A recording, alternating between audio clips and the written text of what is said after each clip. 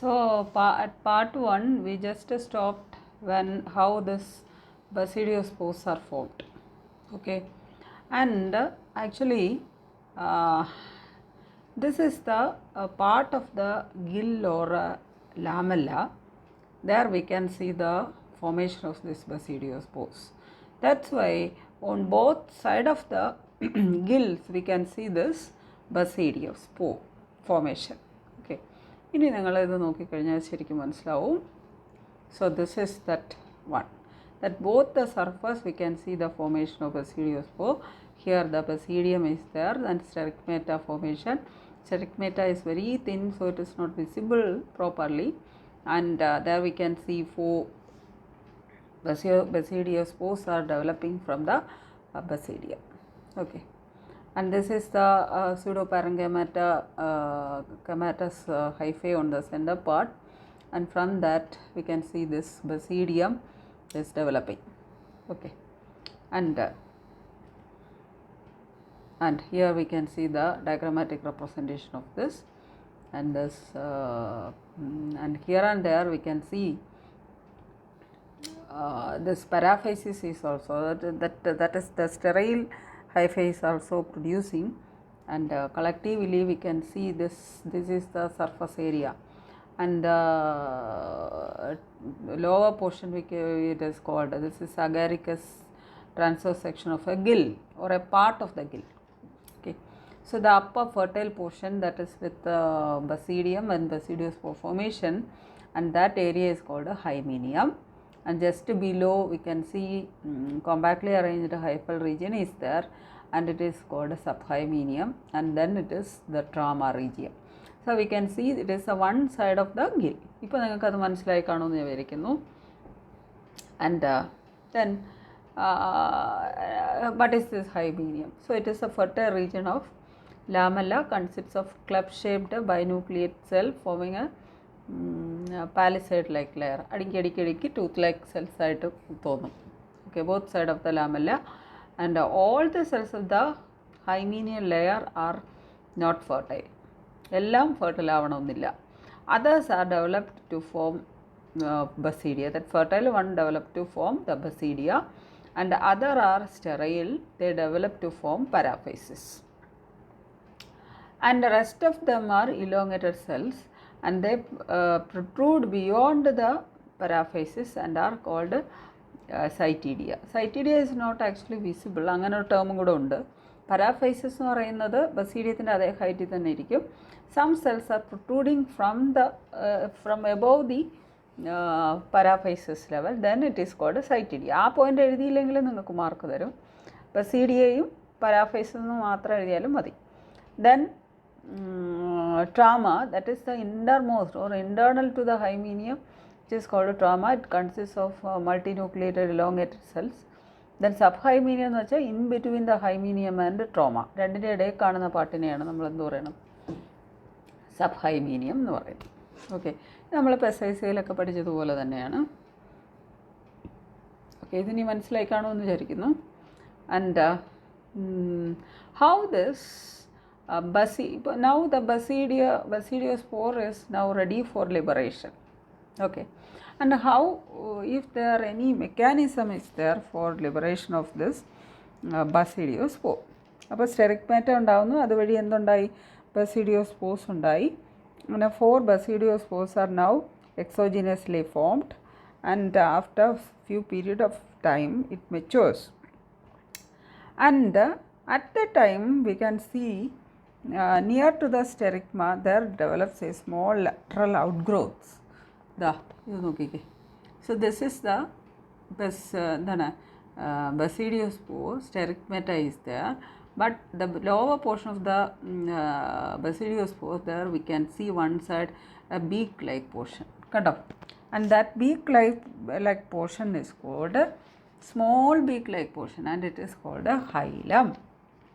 And when the basidiospore becomes mature, a small liquid droplet appears on the hilum. The C part, CD നോക്കിക്കഴിഞ്ഞാൽ there we can see a small somewhat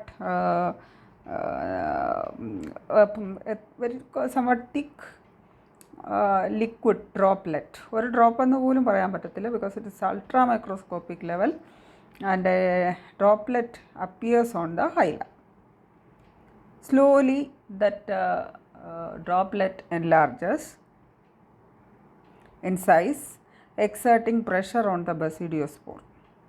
And as a result, one side pressure കൂടാൻ തുടങ്ങും. And as a result, the actual mechanism of the liquid droplet, that is it, there we can see an explosive discharge of the basidiospore.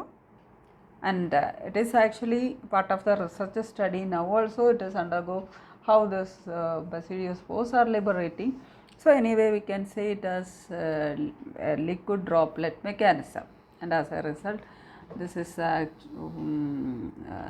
here we can see the basidia is releasing basidiospores. കേട്ടോ, ഇങ്ങനെ തെറിച്ച് പോകുന്നത് പോലെ ഇതിങ്ങനെ ഇതിൽ നിന്ന് ഉണ്ടായി വരും.